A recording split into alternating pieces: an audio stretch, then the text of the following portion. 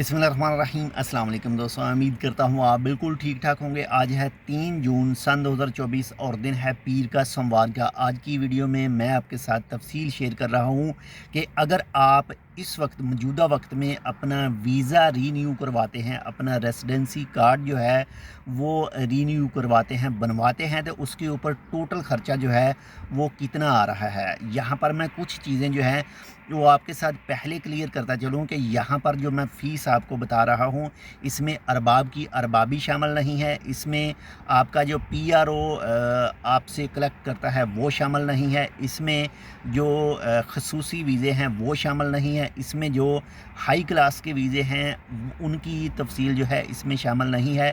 ये वीज़े की मैं तफसील आपके साथ शेयर कर रहा हूँ। जो आम नॉर्मल रूटीन में कमर्शियल वीज़े हैं ये उनकी तफसील है। बाकी वक्त के साथ इनमें थोड़ा बहुत जो है वो फ़र्क आ सकता है। बाकी मज़ीद अपडेट जो है वो वक्तन फ़वक्तन जो है वो देखते रहिएगा और सुनते रहिएगा। तो चलिए स्टार्ट करते हैं। सबसे पहली फ़ीस जो है वो इसमें पिछले तकरीबन 2 महीने पहले ऐड हुई है। जो न्यू साथ में ऐड हुई है वो है जी ministry of commerce and industry की तरफ से जो लाइसेंस जारी किया जाता है उसके भी ऐड हो सकते हैं। और इसमें बाई चांस है जो 10 रियाल से लेकर 50 रियाल तक हो सकते हैं। लेकिन मेरे इस केस में ये बिल्डिंग लाइन का वीज़ा था और इस केस में हमारे पास 4 आदमी थे और 4 आदमियों के ऊपर जो है वो 18 रियाल और 500 पैसा जो ऐड हुआ है। इसमें कमी पेशी हो सकती है। ये जो ministry of commerce and industry के लाइसेंस के लिए जो पैसे जाएंगे ये 18 रियाल से कम भी हो सकते हैं और 18 रियाल से ज़्यादा भी हो सकते हैं। ये डिपेंड करता है आपकी कंपनी में, आपके शरके में अफराद मौजूद कितने हैं। तो मज़ीद तफसील तक जाने से पहले एक छोटी सी रिक्वेस्ट है जो हम आपसे हर वीडियो में करते हैं कि अगर आपने अब तक हमारे channel tech with Urdu subscribe नहीं किया तो इसको सब्सक्राइब कर लीजिएगा। मज़ीद ऐसी ही मालूमाती वीडियोज़ के लिए अपने दोस्तों के साथ इस चैनल को भी शेयर कीजिएगा और इस वीडियो को भी शेयर कीजिएगा और वीडियो को लाइक भी कर दीजिएगा। तो इसके बाद में नंबर 2 पर जो फ़ीस है वो है जी मिनिस्ट्री ऑफ लेबर की फ़ीस, यानी जो रेसिडेंसी कार्ड है, यानी जो वर्क परमिट है उसकी फ़ीस है और वो है जी 211 रियाल यानी 211 ओमानी रियाल। इसके बाद में नंबर 3 पर आती है जी वीज़ा मेडिकल फ़ीस। तो टोटल इसमें जो 30 रियाल है, लेकिन मुख्तलिफ़ वीज़ों के साथ इसमें जो है वो 5 रियाल का फ़र्क आ सकता है। कुछ जो ड्राइविंग लाइन के वीज़े हैं उनकी जो टेस्ट है, पहला जो वीज़ा होगा उनको जो आई टेस्ट होगा 5 रियाल अलग से उनको देने पड़ेंगे। या फिर जो मखसूस वीज़े हैं बल्दिया के वीज़े जिनको कहा जाता है उनका जो है वो थोड़ा सा अप भी हो सकता है।